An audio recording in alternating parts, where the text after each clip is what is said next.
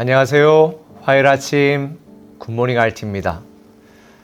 제가 나이를 들어가면서 은퇴에 대한 생각도 종종 하게 됩니다. 요즘 직장 다니는 분들 그만두고 뭐 하세요? 사실 누구나 인생에 마무리를 지어야 될 때가 다가옵니다. 저는 제가 굉장히 존경했던 목사님들이 마무리를 잘하지 못해서 교회 문제가 생기고 그 평생 동안 목회한 그 목회의 존경심에 대해서 흠이 가고 하는 걸 보면서 참 안타까운 마음을 가질 때가 종종 있습니다. 얼마나 화려하고 멋진 인생을 살았느냐, 얼마나 최선을 다한 목회를 했느냐도 중요하지만 사실 마무리는 너무 중요합니다. 그래서 저도 정말 존경받는 목회자로 그리고 아름다운 마무리를 하는 그런 목회를 기도하고 있습니다. 오늘 본문에 보면 롯에 대한 이야기가 계속 나옵니다. 사실 롯은 아브라함과 함께 믿음으로 출발했습니다. 믿음으로 살아가고 믿음으로 꿈꾸고 믿음으로 행하는 그 아브라함을 보면서 롯도 믿음이 있었습니다. 사실 소돔과 고모라가 멸망할 때에 두 천사가 소돔과 고모라에 갔잖아요. 그때 그들을 영접하고 그 두 천사를 해하려고 하는 그 소돔과 고모라 사람들에게 대항하여 그들을 보호하려고 했던 이 롯을 보면 롯에게도 믿음이 있었던 것 같습니다. 사실 롯은 아브라함과 함께 살아가면서 하나님의 복을 많이 받았습니다. 그리고 자기가 선택한 대로 애굽 땅과 같았던 소돔과 고모라에서 살게 되지요.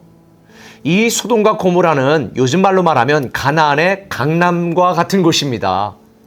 가나안의 강남처럼 좀 문명이 발달하고 살기 좋고 비옥한 곳이었습니다.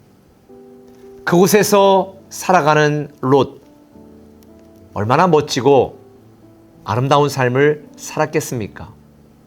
그런데 성경에 보면 그 소돔과 고모라 사람들의 죄악을 보고 롯의 심령도 상하여져 갔다 그러는 것입니다. 그래서 우리가 어디 살고 누구와 함께 하느냐는 너무 중요한 것 같습니다. 날마다 술집에 가면서 의롭게 신앙생활 잘하기 쉽지 않습니다. 근데 롯은 멋지고 아름다운 삶을 살았습니다. 비옥하고 풍부한 삶을 살았습니다. 문명과 문화 생활을 즐겼습니다. 그런데 그의 마무리는 너무 비참했습니다.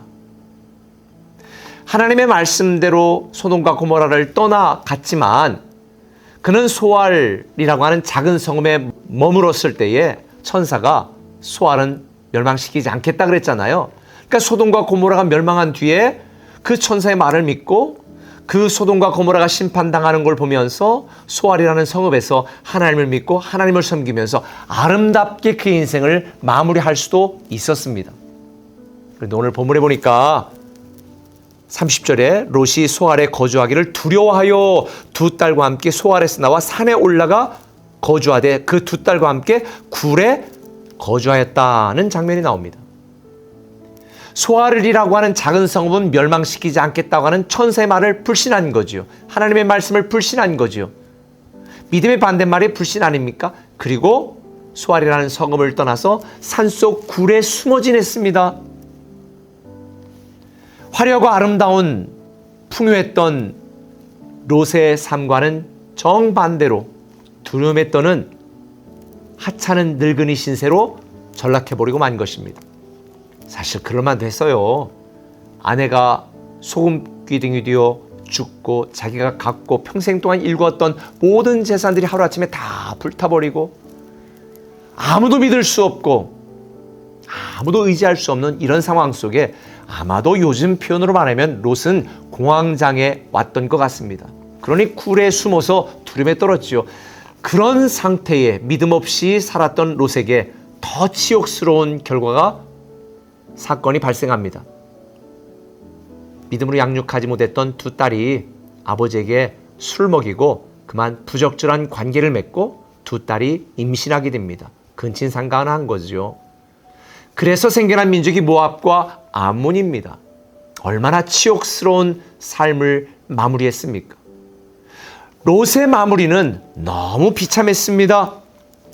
저는 오늘 이 롯의 모습을 보면서 다시 한번 이런 교훈을 얻게 됩니다. 끝까지 믿음으로 살아야 되겠다. 하나님의 말씀을 불신하고 하나님 뜻대로 살지 않았던 롯, 그의 화려하고 멋졌던 삶은 비극적이고 치욕스러운 삶으로 끝나버리고 말았습니다. 후대의 조롱거리가 되었습니다. 여러분, 오늘 저는 우리 꿈에게 성도들에게 꼭 부탁드리고 싶은 것이 있습니다. 영적인 초심을 잃지 말고, 신앙의 초심을 잃지 말고, 구원받은 은혜를 잊지 말고 끝까지 믿음으로 마무리하시길 바랍니다. 사실 지금 이 9월 달쯤 오면 직분을 맡은 분들, 교회에서 여러 가지 섬김을 했던 분들 너무 힘들지요. 지치지요. 내년 정도에 그만둬야 되겠다. 지금 그만둘까? 이런 여러 가지 생각이 들 것입니다. 아니에요. 끝까지 믿음으로 마무리하시길 바랍니다. 섬김으로 마무리하시길 바랍니다. 헌신으로 마무리하시길 바랍니다. 절대 섬김과 사랑과 믿음의 초심을 잃어서는 안 됩니다.